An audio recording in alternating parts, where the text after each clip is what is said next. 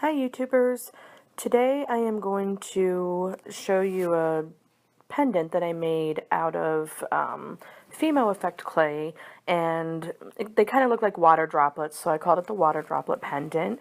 You can use this to make veneers that you can make pretty much any project out of. I just made a couple of pendants, but it's a quick, easy project, and it's pretty neat. So as you can see here, I have a couple of pendants that I finished by putting a border on them and baking them, and then I put pro-tec paint powder over them to give it that nice little shine. If you don't have pro-tec, you can sand and buff and do all those fun little things, but I like the pro-tec powder, and I'll show you that later on in this tutorial. So the things you're going to need are a couple different colors of clay, and really you can use whatever. I'll show you what I used. Plus you're going to need black and white. I use a pasta machine. I also use a brayer. I use a tile to bake on because I find it much easier. Something to cut with. You're going to need a work surface that is not going to stain, because this kind of clay can definitely stain certain work surfaces, so I use tiles that I put down on my table. Then you're also going to need, what I used was a Cuttlebug folder, and this one is called, I believe it's called Tiny Bubbles. And that's what helps to make this water droplet effect on the clay. So we will get started. As you can see here, I showed you what colors of clay that I use for this particular effect. I use a transparent blue, glitter blue, aqua. I ended up leaving out the marble. I just used white. These are all Fimo effect. When I'm doing something like this, I prefer to use one type of clay because some clays are softer, some are firmer, some give you, some have more give and some don't. So if you use all the same type of clay, it won't get distorted near as much. First thing you're going to do is condition your clay, and I condition all my colors light to dark. So I did the white, and then I did the light blue, medium, dark, and then up to the black. Once you get it conditioned, you're going to cut out 3 squares of the white and 1 of each of the colors. Now, we're going to make skinner blends out of each one of these and then roll it into a type of bullseye cane. If you don't know how to do a skinner blend, I will put the link to my video that shows you down in the description section. The skinner blend is really important for this because you need to get that gradient of color. So once we get the skinner blend done, and as you can see here, it is just a blend of colors that goes from light to dark. We're gonna make a nice long strip of color from light to dark, and then we're gonna roll it up. We want the white on the inside and the dark colors on the outside. So if there's not much white on the end of your skinner blend, you can take just a small clay, a small snake of white clay, and put it on the white end when you roll it up. And that's going to give you, if you look, I didn't have much white on the darker blend, so I put a little snake of white on the inside, and you can kind of see it. It's contrasted with the dark. So once you get those rolled into bullseye with the white on the inside, the dark on the outside, you're going to use a very, very thin strip of black clay. And what I did was, my pasta machine has 0 to 9, with 0 being the thickest and 9 being the thinnest. So I progressively went thinner and thinner all the way to 9, and then after that I still even stretched out the black a little bit. If you don't have a very thin, very, very thin black, then what's going to happen is you're going to have very thick lines of black in between your colors, and you'll see what I'm talking about. So you take that and you roll each of these bullseye canes into, or roll the black on the outside of the bullseye cane. And once you do that, you're going to have 3 bullseye canes, light, medium, and dark, and rolled in black, very, very thin black. You're going to take each of those bullseye canes and you're going to roll them thin. And you'll see here I managed to get, I think it was about 4 pieces out of each. I think they were about 2 inches, 2.5 inches long. After that, you're going to put them all side by side and put them nice and close together, and then you're going to roll them so that they stick together. Roll them out. You want to go back and forth, side to side, try to keep it nice and even. Keep rolling until you have a nice, probably couple of centimeter thick stack. I didn't go so far as to put it inside my pasta machine to make it that thin, but I did want it pretty thin because this Cuttlebug folder is, you can't really get a deep impression with the Cuttlebug folder, although we don't need a deep impression. A lot of people have tried to use these from Akumigane, but it just doesn't work because they do not have a deep enough impression to go into the clay. But for this particular type of veneer that we're making, we don't need it to go deep into the clay. So you want to take some cornstarch and put it on your Cuttlebug folder, because if you try to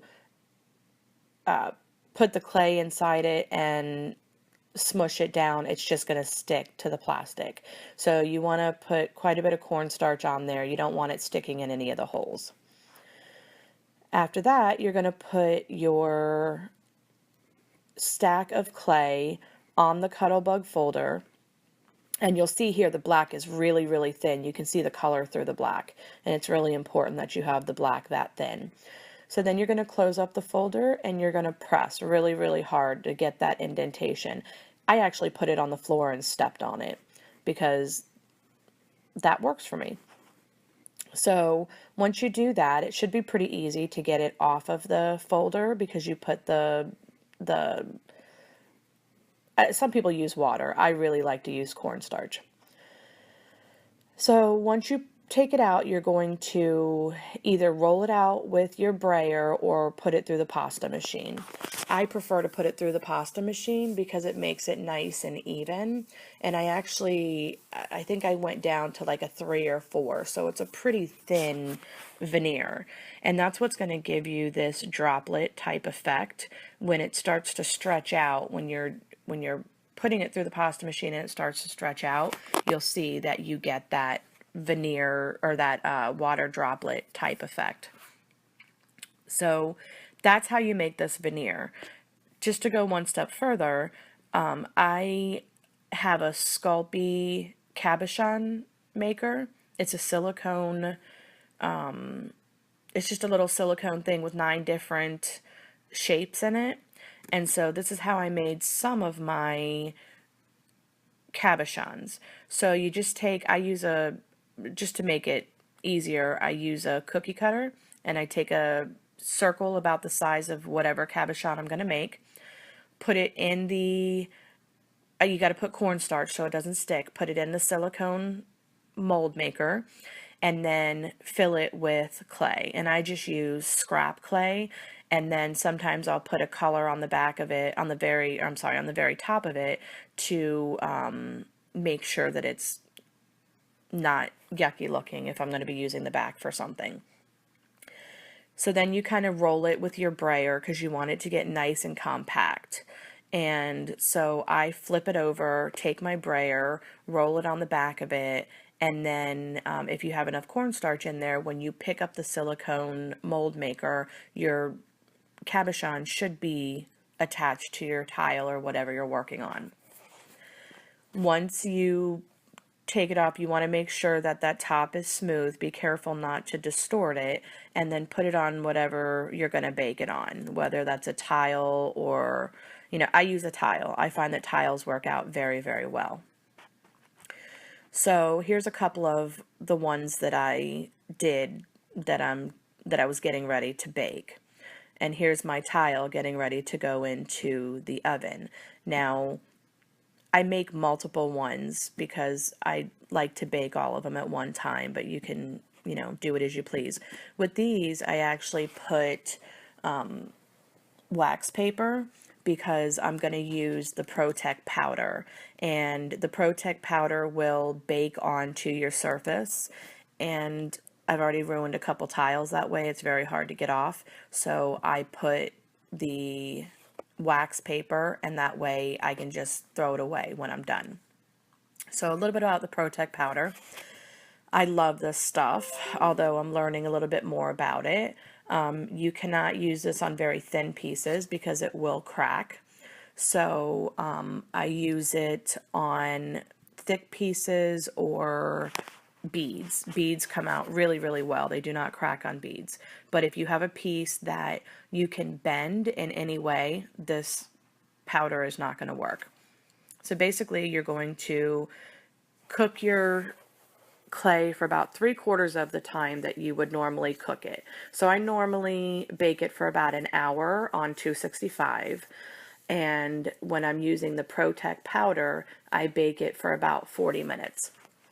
Take it out, and I put a thin coating of the pro-tec powder over the clay, and then I try to get the excess clay from around the beads because it will, or around the pendants, it will bake, and it's a little bit hard to get off once it bakes. So here are a whole bunch of pendants that I managed to get done in one day using this technique, and I really like the way that they turned out. I used my first batch that I made was a purple, it was light purple, dark purple, light green, dark green mixture, and I really liked the way that turned out. I felt like it was I don't know, just a very good combination. But if you see the one on the bottom here has that thick black line through it, that's because when I did my first batch, I used a thicker black on the roll, on the bullseye, and that caused a big thick strip of black in between. You can also see it on a couple of these where there's thicker black. And if you like that, that's perfectly fine. Do it that way. Otherwise, make very, very thin strips of black. And then this is the second batch that I did. This is, I like the way these turned out. I think they turned out very nice. And this was the blues with the white and the black. So that's it. If you try it, please post some pictures. I'd love to see what you get from it. I've done a couple of batches, and so far I really like the way that these turn out. It can make a very pretty water droplet effect. And also, while you're doing this, look at the other side of the veneer too, and look at and see which side you like better, because I found that, sometimes I flip the pieces over and I really like what was on the other side. So I kind of had to go through each piece and decide which one I wanted to bake and which one I wanted to hide. Sometimes it was a very hard choice. So if you like this video, please hit the like below, and let me know if you try it. I'd love to see what you come up with.